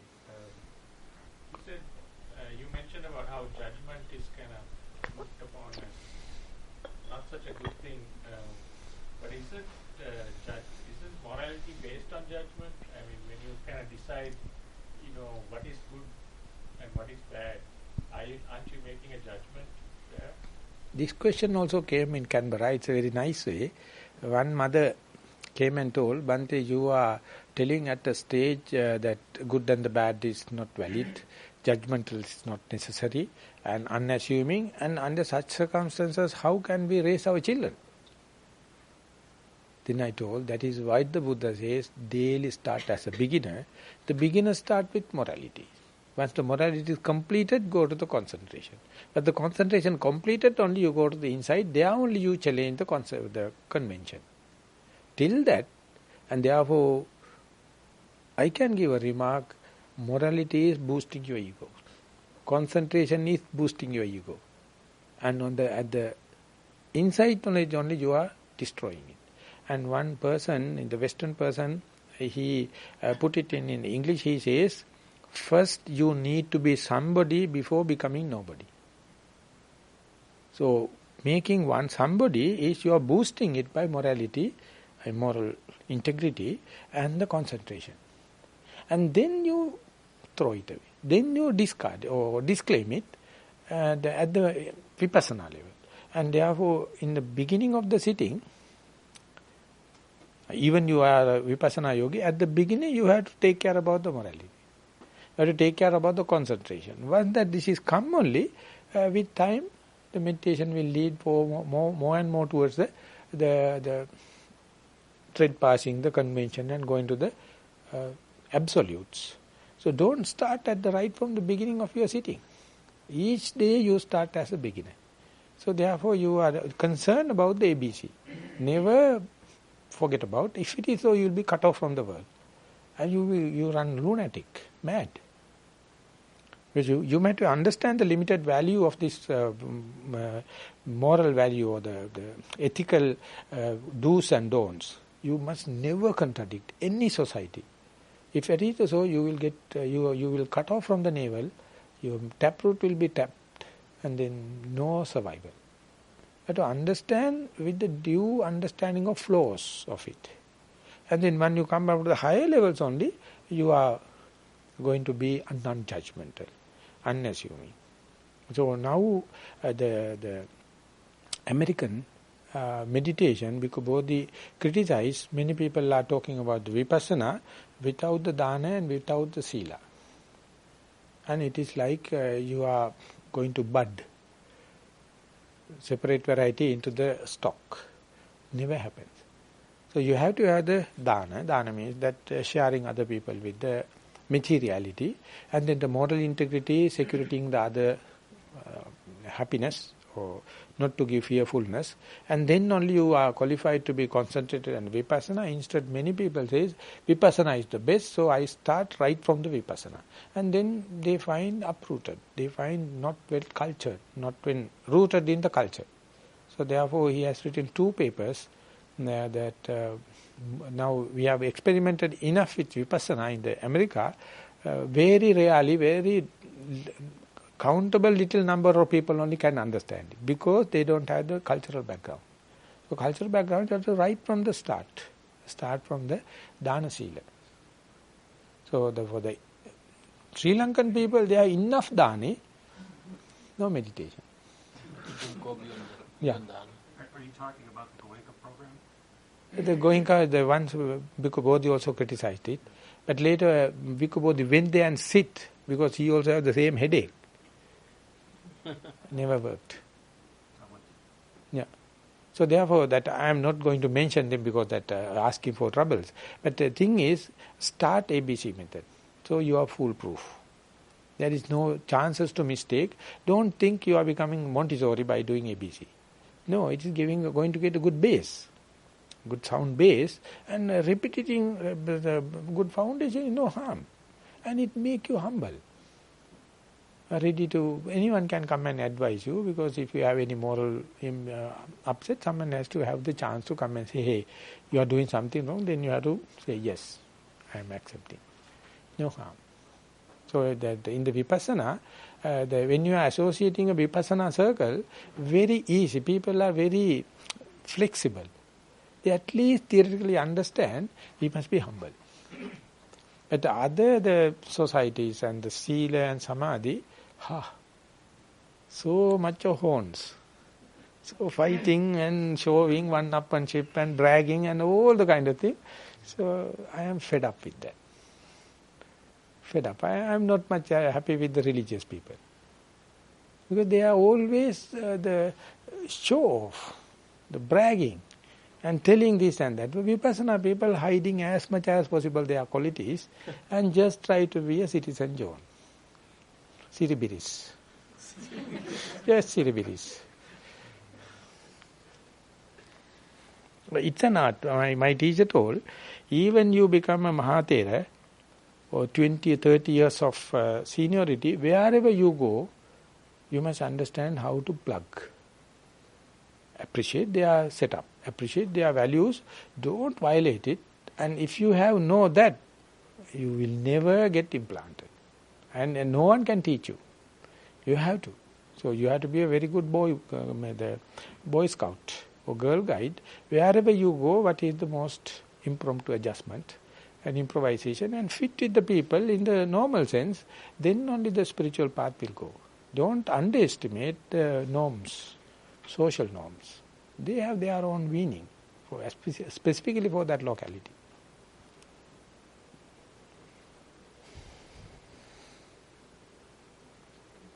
Okay, now we have 1 hour more to get out. Not for the discussion.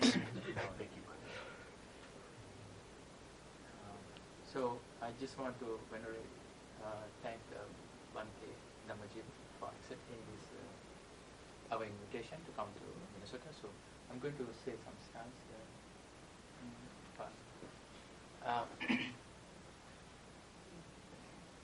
Silavantan, Gunavantan, Punyaketan, Anuttaran, Durlabhena, Mailaddan, Buddhamuttan, Namaha.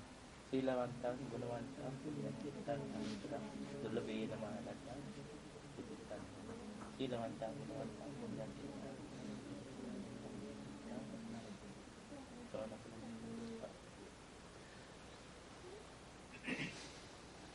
Anyone has to say something? I'd like to say something on behalf of the people who came from Canada. Bhante, first of all, I want to thank you.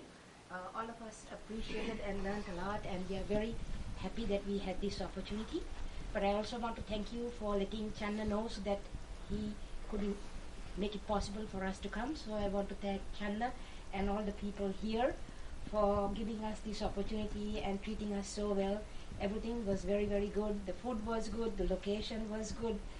the teaching was fabulous, so we were very, very fortunate. And Bhante Sati is not here, but he also made it possible for us to come and to see his temple. So thank you so much for everything you did for the 8 guests from Canada. Welcome.